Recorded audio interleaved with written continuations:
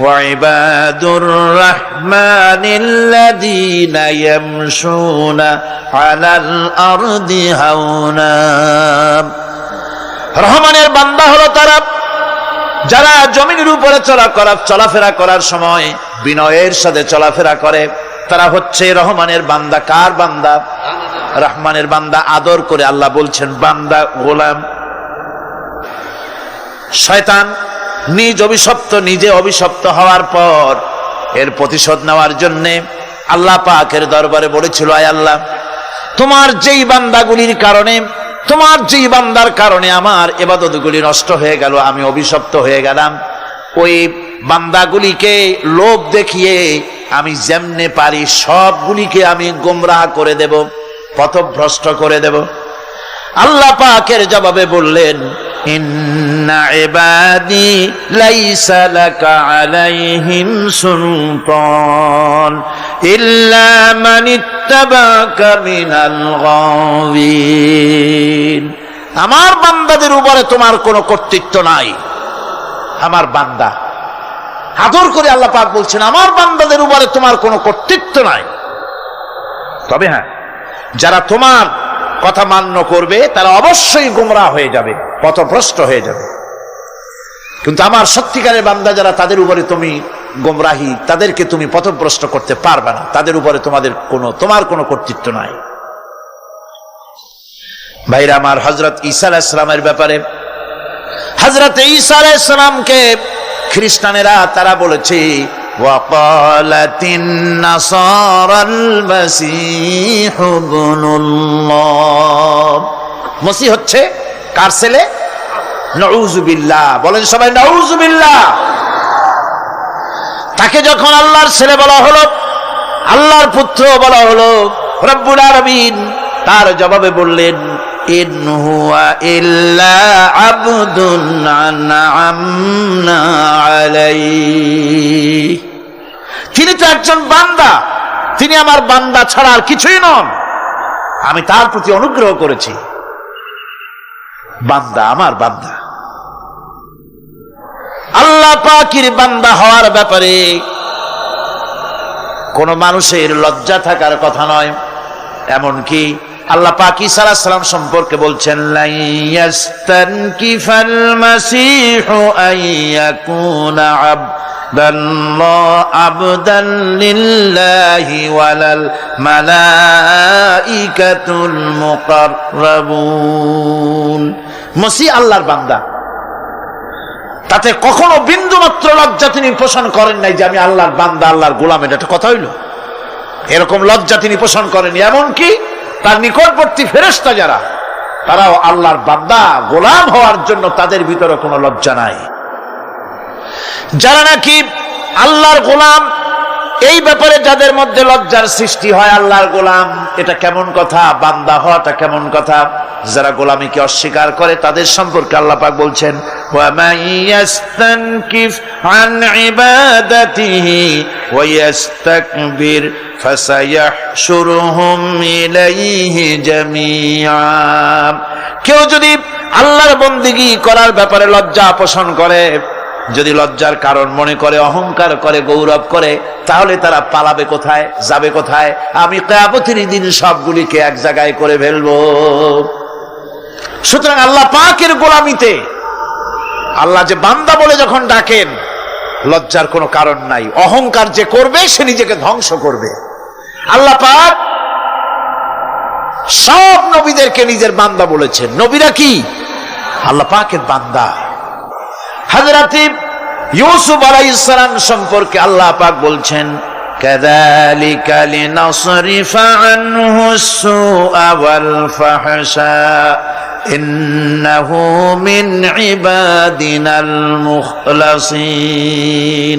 এরূপই ঘটলো যাতে আমি ইউসুফ আলাইহিস সালামকে, আমার বান্দা, তাকে আমি নির্লজ্জতা ইত্যাদি থেকে আমি রক্ষা করেছি। নিশ্চয়ই হযরত ইউসুফ ছিল আল্লাহ পাকের বান্দা, আল্লাহ পাকের আব্দ। রাসূল করিম সাল্লাল্লাহু আলাইহি ওয়াসাল্লাম তিনি হচ্ছেন সর্বশ্রেষ্ঠ আল্লাহর পয়গম্বর। তার থেকে শ্রেষ্ঠ নবী আর কি কেউ আছে? জোরে বলেন, আছে? তার থেকে মাহবুব, তার থেকে শ্রেষ্ঠ আল্লাহর কাছে আর কেউ নাই। সেই নবীকে আল্লাহ রাব্বুল আলামিন কোরআনে কারীমের ভিতরে তাকে আব বলেছেন। কি বলেছেন? অনেকগুলি আয়াত আছে যে আয়াতের ভিতরে আল্লাহ পাক তার নাম নেন নাই, নবী বলেন নাই, রাসূল বলেন নাই, শুধু বলেছেন আব। যেমন ফাআওহা ইলা আবদিহি মা আওহা, অতঃপর তার বান্দার নিকট যা ওহী করার ছিল তা তিনি করলেন। সেই বান্দাকে মুহাম্মদ সাল্লাল্লাহু আলাইহি ওয়াসাল্লাম। অন্য আয়াতে আল্লাহ পাক বলছেন وأنه لما قام عبد الله يدعوه كادوا يكونون عليه لبدا। আর এই আল্লাহর বান্দা যখন নামাজ পড়তে দাঁড়িয়ে গেল, আল্লাহকে ডাকার জন্য যখন দাঁড়ালো, তখন লোকেরা তার উপরে ঝাঁপিয়ে পড়লো, ঝাঁপিয়ে পড়ার জন্য প্রস্তুতি গ্রহণ করলো। এখানে আব বলা হয়েছে কাকে? মুহাম্মদ সাল্লাল্লাহু আলাইহি সাল্লামকে। এভাবে করে অন্য এক আয়াতে আল্লাহ পাক তার হাবিবকে আব বলছেন, বান্দা বলতেছেন ইন কুনতুম ফি রাইবিম মিম্মা নাযালনা আলা আবদিনা, আমার বান্দার উপরে যে কিতাব নাজিল করেছি তাতে যদি তোমাদের কোনো সন্দেহ হয়। এই যে আমার বান্দার উপরে, ওই বান্দাকে বলেন সবাই? মুহাম্মদ রাসূলুল্লাহ সাল্লাল্লাহু আলাইহি ওয়াসাল্লাম। অন্য আয়াতে বলা হচ্ছে তাবারাকাল্লাযী নাযালাল ফুরকানা আলা আবদিহি লিয়াকুনা লিল আলামিনা নাযীরা। অতীব বরকতপূর্ণ সেই মহান সত্তা যিনি তার বান্দার উপরে ফুরকান নাজিল করেছেন। কে সেই বান্দা? মুহাম্মদ সাল্লাল্লাহু আলাইহি ওয়াসাল্লাম। মেরাজের ঘটনা বলতে গিয়ে আল্লাহ রাব্বুল আলামিন বলতেছেন সুবহানাল্লাযী আসরা বিআবদিহি লাইলাম মিনাল মাসজিদিল হারামি ইলাল মাসজিদিল আকসা। পবিত্র সেই মহান সত্তা যিনি তার বান্দাকে ইসরা করিয়েছেন। কে সেই বান্দা? মুহাম্মদ রাসূলুল্লাহ সাল্লাল্লাহু আলাইহি ওয়াসাল্লাম। সুতরাং আবদিয়াত, ইবাদত, গোলামি, এটা হচ্ছে মানুষের জীবনের সবচেয়ে বড় মর্যাদাকর খেতাব আল্লাহর পক্ষ থেকে আল্লাহর বান্দা হওয়া। গোলামি পরিপূর্ণ রূপে হবে কেবলমাত্র আল্লাহ পাকের। এই গোলামির জন্যই আল্লাহ পাক আমাদেরকে সৃষ্টি করেছেন, অন্য কোনো কাজে আমাদেরকে সৃষ্টি করেন নাই। সেই জন্য আমাদেরকে গোলামি করতে হবে, আনুগত্য করতে হবে কেবলমাত্র কার বলুন তো? এই গোলামি যদি সঠিকভাবে করি, যদি বান্দারা যারা আল্লাহ পাকের বান্দা বলে, গোলাম বলে নিজেদেরকে দাবি করে, যদি সঠিকভাবে ইবাদতটা করা যায়, তাহলে আল্লাহ তাদের জন্য কি ওয়াদা করেছেন শুনুন। দুনিয়ায় তাদেরকে আল্লাহ পুরস্কার দেবেন, আখিরাতেও দেবেন। এটা বন্ধ করেন। দুনিয়া এবং আখিরাতে আল্লাহ পুরস্কার দেবেন। সে পুরস্কারটা কি? দুনিয়ার পুরস্কারটা আগে শোনেন। আল্লাহ পাক বলেন যারা আমার ইবাদত করবে তাদের ব্যাপারে আমার ওয়াদা শোনো। ওয়াদাল্লাহুল্লাযীনা আমানু ওয়া আমিলুস সালিহাতি লায়াস্তাখলিফান্নাহুম ফিল আরদি কামাস্তাখলাফাল্লাযীনা মিন ক্বাবলিহিম। তোমাদের মধ্যে যারা ঈমান এনেছে এবং সৎ কাজ করেছে, আল্লাহ রাব্বুল আলামিন তাদের ব্যাপারে আল্লাহর ওয়াদা হচ্ছে, আল্লাহর প্রতিজ্ঞা হচ্ছে, আল্লাহ ওয়াদা করতেছেন তাদেরকে জমিনের উপরে প্রতিষ্ঠিত করবেন। যেমন করে তোমাদের পূর্বপুরুষদেরকে প্রতিষ্ঠিত করা হয়েছিল, ওইভাবে তোমাদেরকে প্রতিষ্ঠিত করা হবে। সুবহানাল্লাহ। প্রতিষ্ঠিত করা হবে মানে রাষ্ট্র ক্ষমতা দেওয়া হবে। কি দেওয়া হবে? যদি গোলাম হও। যদি কি হও? গোলাম। আল্লাহ পাক বলছেন শুধু তাই নয়, আমি আমার দিনকে যারা প্রতিষ্ঠা করবে, আমার গোলামেরা যদি, আমার বান্দারা সঠিকভাবে যদি আমার গোলামি করে, ঈমান আনে, আমলে সালেহ করে, নেক কাজ করে, আমি তাদেরকে রাষ্ট্র প্রতিষ্ঠার সুযোগ করে দেব। আর তাদের জন্য ভীতির পরিবর্তে, সন্ত্রাসের পরিবর্তে শান্তি কায়েম করে দেব। সুবহানাল্লাহ। وَلَيُمَكِّنَنَّ لَهُمْ دِينَهُمُ الَّذِي ارْتَضَىٰ لَهُمْ وَلَيُبَدِّلَنَّهُمْ مِنْ خَوْفِهِمْ أَمْنًا। তাদের দিনকে তারা নিজেদের জন্য যা পছন্দ করেছে অবশ্যই তিনি তা কায়েম করে দিবেন এবং সন্ত্রাস আর ভীতির পরিবর্তে আল্লাহ নিরাপত্তা দান করবেন। যেরকম সুবহানাল্লাহ। সন্ত্রাস বন্ধ হবে, চুরি ডাকাতি জেনা ব্যভিচার সব বন্ধ হয়ে যাবে। তোমরা ক্ষমতায় থাকবে, তোমরা ডমিনেটেড হবে না, তোমরা ডমিনেট করবে, গোটা পৃথিবীকে শাসন করবে, শাসিত তোমরা হবে না। আর ভীতির পরিবর্তে নিরাপত্তা তোমরা লাভ করবে। কি করলে? ইয়াবুদুনানি লা ইউশরিকুনা বি শাইআ। সুতরাং তারা যেন আমার ইবাদত করে এবং আমার সঙ্গে যেন কাউকে শরীক না করে। আল্লাহ বলছেন তোমরা যদি আমার সাথে শরীক না করো, ইবাদতের মধ্যে কাউকে যদি শরীক স্থাপন না করো, আর যদি তোমরা আমার ইবাদতটা সলিডভাবে আমার জন্যই করো, তাহলে রাষ্ট্র ক্ষমতা তোমাদের হাতে আসবে, সন্ত্রাস নির্মূল হবে, শান্তি প্রতিষ্ঠিত হবে। এই হচ্ছে দুনিয়ার পুরস্কার। এটা কিসের পুরস্কার? আর আখিরাতের পুরস্কারের কথা বলা হচ্ছে।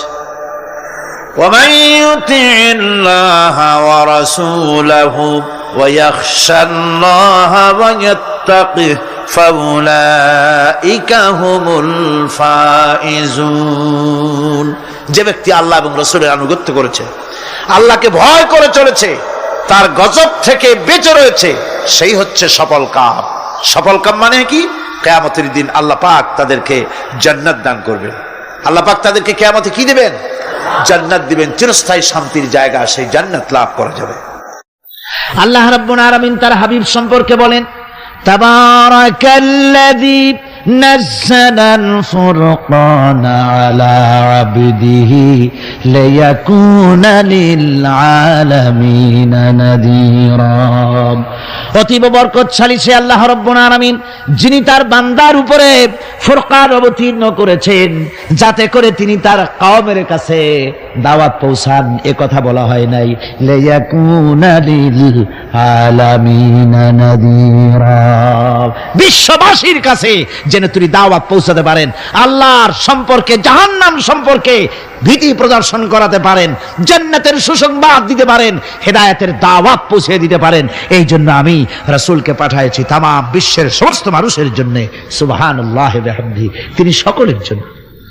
তার সম্মান আর মর্যাদা আল্লাহ রাব্বুল আলামিন এমন ভাবে পেশ করলেন, তার মর্যাদা এত বেশি, নবীর মর্যাদা এত বেশি, মুহাম্মদ সাল্লাল্লাহু আলাইহি ওয়াসাল্লাম যদি উম্মতের কোনো ব্যাপারে যদি বলেন হ্যাঁ, অমনি উম্মতের জন্য তা হালাল হয়ে যায়। সুবহানাল্লাহ পড়ে। কি আছে এমন যে তার মুখের কথা আইন, কোন পরামর্শের ধার ধারে না, মুখের কথাটা কি? আইন। রাসূল যদি বলেন হ্যাঁ, উম্মতের জন্য কি হয়? হালাল। হালাল। রাসূল বলছেন না, উম্মতের জন্য কি হয়ে গেল? হারাম হয়ে গেল। সুবহানাল্লাহ ওয়া বিহামদিহি।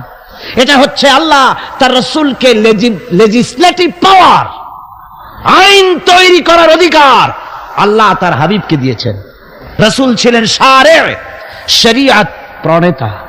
হালাল হারামের সীমারেখা কোরআনে যা আছে এটুকুনি শেষ নয়। হালাল হারামের সীমারেখা রাসূল পাককে প্রদান করার জন্য, নির্ধারণ করার জন্য আল্লাহ পাক তাকে পারমিশন দিয়েছেন, পাওয়ার দিয়েছেন।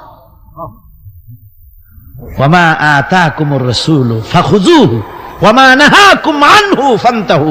এই আয়াত দিয়ে প্রমাণিত হয় রাসূল তোমাদের জন্য যা দেন তা গ্রহণ করো, যা নিষেধ করেন তার থেকে বিরত থাকো, ফিরে থাকো। রাসূল পাক সাল্লাল্লাহু আলাইহি ওয়াসাল্লামের ইজ্জত, সম্মান এভাবে আল্লাহ দান করলেন। হ্যাঁ বললে হালাল হয়ে যায়, না বললে হারাম হয়ে যায়। রাসূলের মর্যাদা এত বেশি, তিনি যদি পথ চলেন, পা উঁচু করলে আরশ আজিম পর্যন্ত চলে যান। তিনি যদি আল্লাহর দরবারে মোনাজাত করেন, মোনাজাত করতে দেরি আছে, কবুল হতে দেরি নাই। হাত তোলা লাগে না, হাত তোলা লাগে না। আমরা যে হাত তুলে মোনাজাত করি, রাসূল সাল্লাল্লাহু আলাইহি ওয়াসাল্লাম হাত তুলেছেন, আবার অনেক সময় হাত তোলেননি। কোন সময় হাত, হাদিস শরীফে এসেছে এভাবে হাত উঁচু করেছেন আকাশের দিকে, হাদিস শরীফে এসেছে বগলের সাদা চামড়া দেখা গিয়েছে, এভাবে আল্লাহর কাছে দুহাত তুলে, দুহাত প্রসারিত করে আল্লাহর কাছে কামনা করেছেন। এমন সত্তা, মনে এরাদা করতে দেরি, কবুল হতে দেরি নেই। হাদিস শরীফে এসেছে হযরত আবু হুরায়রা রাদিয়াল্লাহু তাআলা আনহু একবার রাসূল করিম সাল্লাল্লাহু আলাইহি ওয়াসাল্লামের দরবারে কাঁদতেছিলেন। হুজুর জিজ্ঞেস করলেন, আবু হুরায়রা তুমি কাঁদো কেন? হযরত আবু হুরায়রা বলেন, হুজুর আমার মা আমাকে মেরেছে, আমি সেই জন্য কাঁদতেছি। হুজুর বলেন, মা তোমাকে মারলো কেন? কোনো বেয়াদবি করেছো নাকি? তিনি বললেন, না কোনো বেয়াদবি করি নাই, তবে মারলো কেন? হযরত আবু হুরায়রা বলেন, হুজুর আমার মা হচ্ছেন মুশরিকা, আমার মা কাফের। আমি অনেক রাত হয়েছিল বাড়ি ফিরতে, আমার মা জিজ্ঞেস করলো এত রাত কোথায় ছিলি? আমি বললাম, মা তাম পৃথিবী যে কদম মোবারক চুমতে পারলে নিজেকে ধন্য মনে করে, আমি সেই রাসূলের দরবারে ছিলাম, আসতে দেরি হয়ে গেছে। ইয়া রাসূলুল্লাহ, আপনার নাম শোনা মাত্র আমার মায়ের গায়ে আগুন জ্বলে গেল। সহ্য করতে না পেরে আমাকে মায়ের আরম্ভ করে দিল। বলল, আবু হুরায়রা হয় আমার বাড়ি ছাড়বি, না হয় মুহাম্মদ সাল্লাল্লাহু আলাইহি ওয়াসাল্লামের ঘর ছাড়বি, কোনটা করবি কর। আমি বললাম, মা তোমার গায়ে যত শক্তি আছে সমস্ত শক্তি দিয়ে তুমি আমাকে প্রহার করো, আমি তামাম তোমার বাড়িটা সুদ্ধা তামাম দুনিয়া ছেড়ে দিতে পারি, কিন্তু রাসূল পাক সাল্লাল্লাহু আলাইহি ওয়াসাল্লামের কদম মোবারক ছাড়তে পারি না। ভাইরা আমার, হযরতে আবু হুরায়রা কাঁদতেছেন। আল্লাহর নবী বলেন, তুমি কাঁদো কেন? তোমার মা তোমাকে মেরেছেন, আমি এখানে কি করব? এখানে তো আমি কোনো দখল আন্দাজ করতে পারি না, আমি কি করতে পারি? এখানে ইন্টারফেয়ার তো আমি করতে পারি না, মা তোমারে মেরেছে। হযরত আবু হুরায়রা বলেন, ইয়া রাসূলুল্লাহ, মায়ের বিরুদ্ধে কোনো নালিশ করার জন্য আপনার কাছে আমি আসি নাই। বলে, কেন এসেছো? হযরত আবু হুরায়রা বলেন, হুজুর এসেছি এই জন্যে, আমি জানি আপনি যদি আল্লাহর দরবারে কোনো ব্যাপারে দোয়া করেন আল্লাহ রাব্বুল আলামিন তা মঞ্জুর করে নেন। আপনি মেহেরবানি করে আমার মায়ের হেদায়েতের জন্য আল্লাহর কাছে দোয়া করুন। হুজুর সাল্লাল্লাহু আলাইহি ওয়াসাল্লাম দুহাত উঁচু করলেন, বললেন, আল্লাহুম্মা ইহদি উম্মা আবি হুরায়রা, আয় আল্লাহ আবু হুরায়রার মাকে তুমি হেদায়েত নসিব করে দাও। এই দোয়া রাসূল করতেছেন। হুজুরকে দোয়ার মধ্যে ফেলে রেখে আবু হুরায়রা দৌড় আরম্ভ করেছে বাড়ির দিকে। পেছন থেকে কয়েকজন সাহাবী তারা দৌড়ে গেল। আবু হুরায়রা দৌড়ায় কেন? এত ভদ্র মানুষ, কোন সময় কারোর সাথে রাগারাগি করে না, দৌড়ায় কেন? নিশ্চয়ই কোনো বিপদ বুঝি হয়ে গিয়েছে, পিছন থেকে জামা টেনে ধরেছে। কি হয়েছে, দৌড়াও কেন? হযরত আবু হুরায়রা বলেন, আমার জামা ছেড়ে দাও, আমাকে দৌড়াতে দাও। আমি দৌড়াইয়া বাড়ি পৌঁছে গিয়ে দেখতে চাই আমি আগে দৌড়ে বাড়িতে গেলাম না নবীজির দোয়া আমার আগে আমার বাড়ি পৌঁছে গেল। কোনটা হলো আমি সেটা দেখতে চাই। হযরত আবু হুরায়রা দৌড়াতে দৌড়াতে ঘরের কাছে গিয়ে নক করেছে। ভিতর থেকে আওয়াজ এলো, কে? কিছুক্ষণ পর মা আমার বেরোলেন, মাথার চুল দিয়া পানি পড়তেছে, বুড়া মানুষ।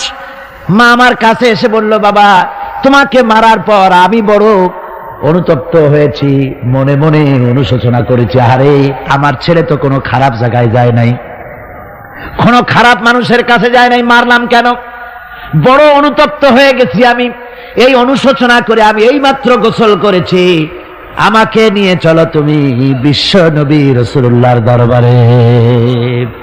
আমার ভাইরা, রাসূল পাক সাল্লাল্লাহু আলাইহি ওয়াসাল্লাম আল্লাহর নবী এমন এক মহান সত্তা ছিলেন যে তিনি দোয়া আল্লাহর দরবারে হাত উঁচু করতে দেরি আছে, কিন্তু দোয়া কবুল হতে দেরি নাই। হিজরত করে মদিনায় এসেছেন, নামাজ পড়তে দিল চায়, কাবা শরীফের দিকে ফিরে যদি নামাজ পড়তে পারতাম দিলটা বড় ভালো লাগতো, কিন্তু হাত উঁচু করে মোনাজাত করতেছেন না, আল্লাহর কাছে বলতেওছেন না যে আল্লাহ তুমি আমার কিবলাটা বাইতুল মুকাদ্দাস থেকে ফিরাইয়া মক্কা শরীফে বাইতুল্লাহর দিকে ফিরাইয়া দাও। মুখেও বলতেছেন না, মনেও না, শুধু আকাশের দিকে বারবার তাকাচ্ছেন, মোনাজাত করেন নাই। মনে মনে আশা পোষণ করতেছেন যদি এমন একটা ওহী নাজিল হয়ে যেত। আল্লাহ রাব্বুল আলামিন সঙ্গে সঙ্গে রাসূল জোহরের নামাজ পড়তেছিলেন, 2 রাকাত পড়া হয়ে গেছে, এমন সময় ওহী নাজিল হয়ে গেল, ক্বাদ নারা তাকাল্লুবা ওয়াজহিকা ফিস সামা। ও নবী, আমি দেখতে পেয়েছি বারবার আপনি আকাশের দিকে তাকাচ্ছেন। সুবহানাল্লাহ, আমি দেখতে পেয়েছি। ফালানুওয়াল্লিয়ান্নাকা কিবলাতান ফাওয়াল্লি ওয়াজহাকা শাতরাল মাসজিদিল হারাম। আর দেরি নাই, আপনার মনের আশা পুরা হয়ে গেছে, এক্ষুনি আপনার কিবলা পরিবর্তন করুন। হুজুর 2 রাকাত পড়েছিলেন বাইতুল মাকদাসের দিকে ফিরে, বাকি 2 রাকাত তিনি মক্কা শরীফের কাবা শরীফের দিকে ফিরলেন। আজও পর্যন্ত সেই মসজিদ আছে, সাক্ষ্য দিচ্ছে নবীর কথা কিভাবে মঞ্জুর হয়। মসজিদে কিবলাতাইন মদিনা মুনাওয়ারায় সেই মসজিদ আজও আছে। ভাইরা আমার, রাসূল পাক সাল্লাল্লাহু আলাইহি ওয়াসাল্লাম এত বড় মর্যাদা সম্পন্ন ব্যক্তিত্ব, মহান ব্যক্তিত্বের উম্মতের মধ্যে আল্লাহ আমাদের শামিল করেছেন। শুকরিয়া স্বরূপ আমরা পড়ি আলহামদুলিল্লাহ। জোরে সোরে পড়েন আলহামদুলিল্লাহ। আমার ভাইরা, মর্যাদা এত বেশি আল্লাহ রাসূলকে আল্লাহ রাব্বুল আলামিন দান করেছেন। এই পৃথিবীতে কোন মানুষের সঙ্গে যদি আপনি বেয়াদবি করেন, তিনি আপনার বাপ হোক, তিনি আপনার মা হন, অথবা আপনার ওস্তাদ হন, অথবা আপনার পীর হন, যে কেউ হোক না কেন, কারো সঙ্গে যদি কোনো বেয়াদবি হয়ে যায় তো শুধু একটা বেয়াদবি ছাড়া আর কিছুই না। কিন্তু নবীজির সঙ্গে যদি কেউ বেয়াদবি করে, সেটা শুধু বেয়াদবি থাকে না, কুফরি হয়ে যায়। কি হয়ে যায়? কুফরি হয়ে যায়। রাসূলুল্লাহকে কেউ তাওহীন করলে, অসম্মান করলে, সমালোচনা করলে কাফের হয়ে যায়। যারা বলেন কি হয়ে যায়? কত বড় মর্যাদা! রাসূল পাক সাল্লাল্লাহু আলাইহি ওয়াসাল্লাম, তার সামনে সাহাবায়ে কেরাম বসা, হুজুর কথা বলছেন, সাহাবায়ে কেরাম তারাও কথা বলছেন। কথা বলতে বলতে এক পর্যায়ে সাহাবীদের গলার আওয়াজ বড় হয়ে গেছে। হুজুরের গলার আওয়াজ শোনা যায় না, সাহাবীদের গলার আওয়াজটা বড় হয়ে গেল। আল্লাহ রাব্বুল আলামিন এতটুকু বরদাস্ত করলেন, আমার নবীর গলার আওয়াজের চাইতে তোমাদের আওয়াজ বড় হলো কেন?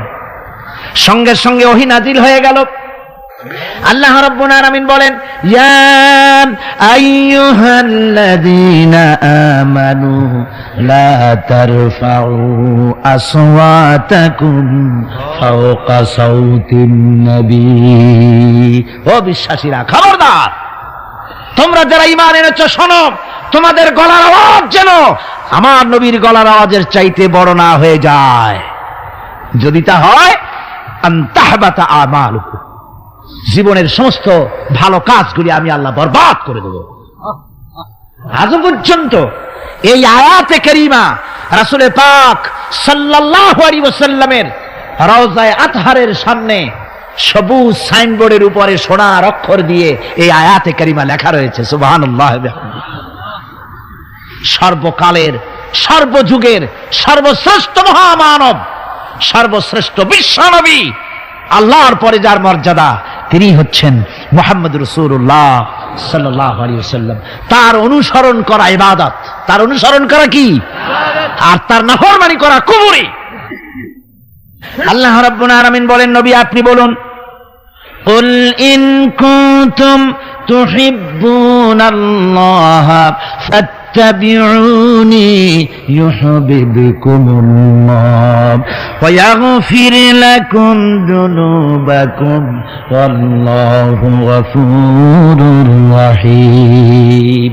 নবী বলুন, তোমরা যদি আল্লাহকে ভালোবাসো, মুমিনদেরকে শোনানো হচ্ছে, শোনো, তোমরা যদি আল্লাহকে ভালোবাসো, ফাত্তাবিউনি, ও নবী আপনি বলে দেন যে তাহলে আমার অনুসরণ করো। কার অনুসরণ? নবীর। কার অনুসরণ? নবীর অনুসরণ। আল্লাহকে যদি ভালোবাসো, এ দাবি যদি সত্য হয়, আমার অনুসরণ করো। আর আমার অনুসরণ যদি করো, আল্লাহ পাক বলেন, নবী শুনায় দেন, আপনার অনুসরণ যারা করবে আল্লাহ তাদেরকে ভালোবাসবেন। আর শুধুই ভালোবাসবেন না, তামাম জিন্দেগির সকল গুনাহ খাতা রব্বুল আলামিন মাফ করে দিবেন। জীবনের সব গুনাহ মাফ হয়ে যাবে যদি হুজুরের অনুসরণ করা যায়। বিশ্বকবি, কবি সম্রাট আল্লামা ইকবাল রহমাতুল্লাহ আলাইহি বলেছেন, কি মোহাম্মদ সে वफा तूने तू हम तेरे हैं, ये जहां चीज ही क्या लोहो कलम तेरे हैं। মুহাম্মদ সাল্লাল্লাহু আলাইহি ওয়াসাল্লামের সঙ্গে মুহাব্বত জুড়ে দাও, আকাশ আর জমিন তো দূরের কথা, লৌহ কলম পর্যন্ত আমি আল্লাহ তোমার জন্য করে দেব। তুমি মুহাম্মদের হয়ে যাও সাল্লাল্লাহু আলাইহি ওয়াসাল্লাম, তার অনুসরণ করো, তার অনুকরণ করো জীবনের সব ক্ষেত্রে। ভাইরা আমার, তিনি হচ্ছেন আদর্শ। ভালো করে শুনুন, এই পৃথিবীতে কোন পীর সাহেব, কোন খাজা বাবা, কোন মাওলানা সাহেব, কার অন্ধ অনুকরণ করা যাবে না। যাবে? চোখ বুঝে বিনা প্রশ্নে বিনা তর্কে যার অনুসরণ করতে হবে তিনি হচ্ছেন মুহাম্মদ রাসূলুল্লাহ সাল্লাল্লাহু আলাইহি ওয়াসাল্লাম। বিনা প্রশ্নে কোন পীর সাহেব বললেন সকালবেলায় 10,000 বার আল্লাহু আল্লাহু করো, আল্লাহ আল্লাহ আসতে হু জোরে, অথবা লা ইলাহা ইল্লাল্লাহ 500 বার জিকির করো, লা ইলাহা আসতে ইল্লাল্লাহ জোরে। আর ইল্লাল্লাহ কোন কোন মুরিদরা তো এত জোরে করে তাতে কলব থাকলেও পারে গেলেও পারে। আপনি ওই পীর সাহেবের কথা মতো এই জিকির করবেন, আপনাকে দেখতে হবে রাসূল পাক সাল্লাল্লাহু আলাইহি ওয়াসাল্লাম এইরকম জিকির করেছেন কিনা, ঠিক কিনা বল। সাহাবায়ে কেরাম রিদওয়ানুল্লাহি তাআলা আলাইহিম আজমাইন তারা এরকম জিকির করেছেন কিনা? যদি রাসূল এরকম জিকির করে থাকেন, সাহাবায়ে কেরাম এরকম জিকির করে থাকেন, অবশ্যই সেই জিকির আমরা করব, ঠিক কিনা? অন্ধভাবে কাউকে গ্রহণ করব না। কেউ পাগড়ি বাঁধলো, পেছনটা 6 হাত লম্বা রাখলো, আমার পীর সাহেব, সেই জন্য আমি বুঝি আমিও 6 হাতের জায়গায় বরকতের জন্য 12 হাত একেবারে লম্বা করে টানতে টানতে আসবে রাস্তার উপর, এরকম করব না। জামাটা কেমন হবে, মোষটা কেমনে কাটবো, দাড়িটা কিভাবে রাখবো, টুপিটা কিভাবে লাগাবো, খানা কিভাবে খাবো, তারপরে কিভাবে কি করব আর না করব, সবটার মানদণ্ড হচ্ছেন কে?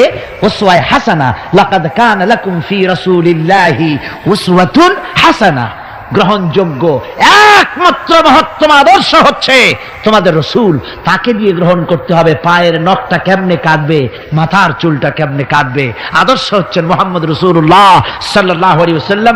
ওই রাসূলের অনুকরণ করে কোন পীর সাহেব, কোন মাওলানা সাহেব যদি বলে, তাহলে তাকে অনুসরণ করা যাবে। তবে মিলায় দেখতে হবে যে কথা ঠিক আছে কিনা, উনি যা বলছেন, উনি যা করছেন ওইটা ঠিক আছে কিনা, তা না হলে ধোকায় পড়ে যেতে হবে। কি যে পড়তে হবে?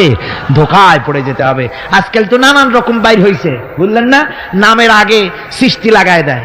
ওই যে ঢাকার কাছে এক জায়গায় একটা সদরদ্দি সৃষ্টি হইল, তারপরে তাকে উঠায় দেওয়ার জন্য কত সংগ্রাম হলো, কত মানুষ মরলো। আপনারা পত্রিকা পড়েন নাই?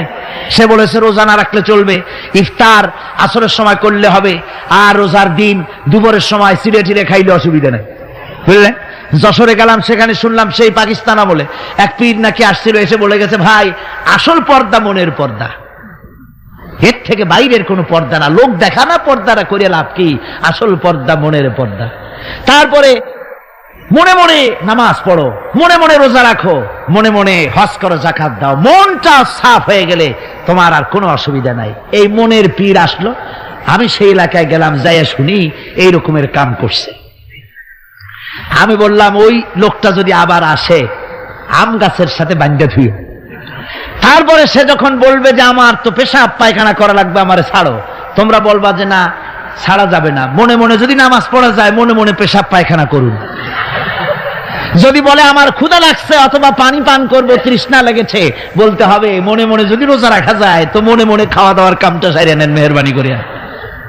এই ধরনের কিছু সংখ্যক লোক বেরিয়েছে যাদেরকে লোকেরা সাহাবীদের চাইতে, নবীদের চাইতেও বড় মনে করে। আশ্চর্য কথা, বিভিন্ন জায়গায় এ ধরনের পীর হয়, তাদের আবার নওরোজ অনুষ্ঠান হয়, তাদের জন্ম দিবসে তাদেরকে গোসল করানো হয়, সেই গোসলের পানি আবার মুরিদেরা খায়। জোরে কর নাউজুবিল্লাহ, জোরে কর নাউজুবিল্লাহ।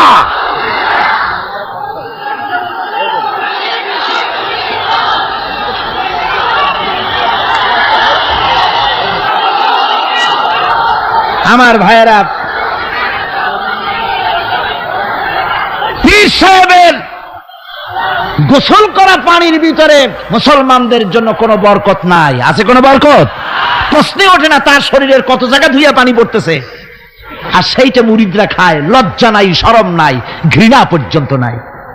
খুলনার এক এলাকা আছে এক পীর সাহেব, তার মুরিদরা তার পায়ের বুড়ো আঙ্গুল চষে, চুষতে চুষতে প্রায় ঘা বানায় ফেলেছে।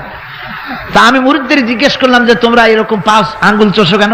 কয় যে হুজুরের মারেফত পায়ের আঙ্গুল দিয়ে পেটের মধ্যে ঢুকবে, সেই জন্য। কি ধরনের খোরাফা, কি বিদআত! রাসূল পাক সাল্লাল্লাহু আলাইহি ওয়াসাল্লাম যা করেন নাই, সাহাবায়ে কেরাম যা করেন নাই, সেগুলি চালু হয়ে গেছে সমাজে। এর থেকে বাঁচতে হবে, আপনাকে মনে রাখতে হবে, কলিজার মধ্যে ঈমান রাখতে হবে। কোন পীর সাহেব, কোন মাওলানা সাহেব ফু দিয়া আমার ভাগ্য ভালো বানায় দেবে অথবা আমাকে ভাগ্য নষ্ট করে দিবে, আমি আল্লাহর কসম তো বিশ্বাস করি না। আমার ভাগ্য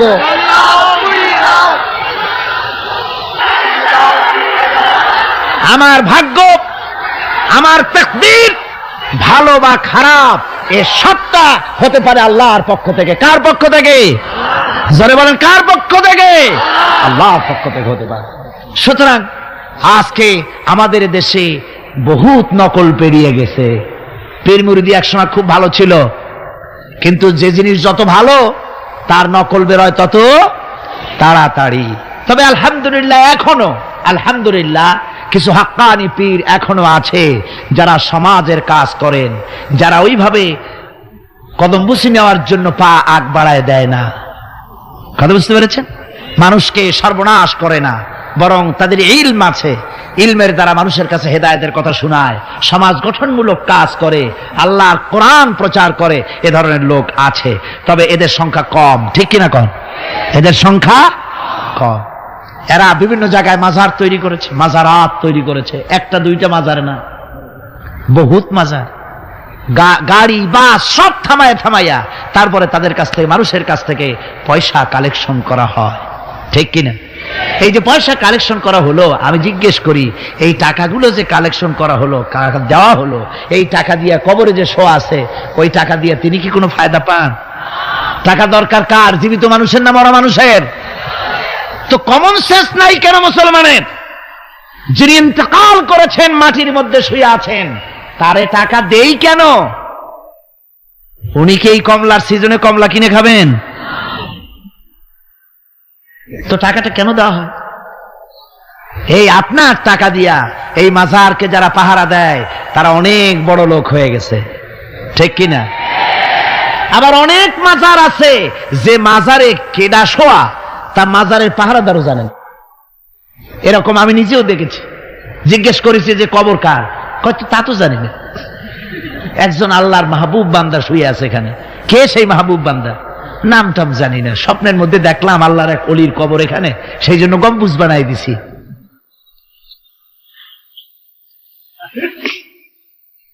একটা রিসালার মধ্যে দেখেছি, একটা রিসালার মধ্যে লেখা হয়েছে যে একজন পীর সাহেবের এক মুরিদ ছিল।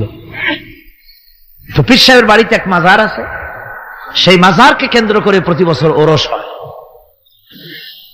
মুরিদ সে গরিব মানুষ, ব্যবসা বাণিজ্য করে খায়। তারপরে সে, তার একটা গাধা ছিল, সে গাধার উপরে সওয়ার হয়ে বাজার ঘাট করতো, মালপত্র আনা নেওয়া করে, ওই দিয়ে তার জীবিকা নির্বাহ হতো। একদিন তার গাধাটা মারা গেল। সেই রিসালার মধ্যে লেখা হয়েছে যে লোকটা তখন গাধা মরেছে, এর আর কিচ্ছু নাই, জমি জমাও নাই, খাবে কি করে? খুব দুঃখ পেল মনে। আর এই গাধা যদি মরে কুলে পড়ে থাকে তাহলে দুর্গন্ধ হবে। সেই জন্য রাস্তার পাশে ঝুপড়ি, তার একটা বাড়ি, ওই বাড়ির পাশেই রাস্তা, রাস্তার পাশেই একটা কবর খুঁড়িয়া তার মধ্যে গাধারে শোয়াই দিয়া দাফন টাফন করিয়া কবরের পাশে বসে আর দুশ্চিন্তা করতেছে যে আমি এরপরে বাঁচবো কি করে, খাবো কি, ঘুমায়, মানে চোখ বুঝে বুঝে কাঁদতেছে। এমন সময় ওইটা ছিল বাজারে যাওয়ার রাস্তা, লোকজন বাজারের দিকে যাচ্ছে। যাওয়ার সময় চিন্তা করলো যে এখানে তো কোনোদিন মাজার দেখিনি, এখানে একটা লোক কাঁদতেছে মাজারের কাছে বসে, না জানি কোনো অলি আল্লাহর কবর হবে বোধহয়। এরপরে লোকেরা বাজার থেকে ফেরার সময় দেখে যে হ্যাঁ, ওই সেই লোকটা এখনো কাঁদতেছে। তখন যার কাছে যা ছিল, কেউ দুইটা পান থুয়ে গেল, কেউ একটা বেগুন, কেউ দুইটা চিংড়ি মাছ, কেউ দুইটা টাকা, কেউ একটু মরিচ, এইভাবে তরি তরকারি চাউল যার কাছে যা ছিল কিছু কিছু দিয়ে গেছে। কিছুক্ষণ পর সন্ধ্যার দিকে লোকটা মনে করলো আর কতক্ষণ কান্দি, এখন বাড়ি যাই। চোখ খুলে দেখে চতুর্দিকে খাদ্য খাবার, তরি তরকারি, পয়সা করি। কই যে মাশাআল্লাহ, শুনছিলাম হাতি বাঁচতেও লাখ টাকা, মরলেও লাখ টাকা। সে কথা যে গাধার ব্যাপারে খাটে তা তো জানি না। এই গাধা মরেও তো আমার বাঁচায় গেছে। এখন ওই কবরের উপরে, গাধার কবরের উপরে চাদর টাদর চড়ায় চড়ায় দিয়া ওইখানে জুজ্জাত করে বসছে। বছর খানিক চলে গেল, লোকেরা পয়সা কড়ি দেওয়া শুরু করলো। এরপরে সেখানে সে ইট পাটকেল জোগাড় করলো, একটা বিল্ডিং তৈরি করলো, সামনে সাইনবোর্ড লাগাই দিল হযরত গেদা শাহ রহমাতুল্লাহ আলাইহির মাজার।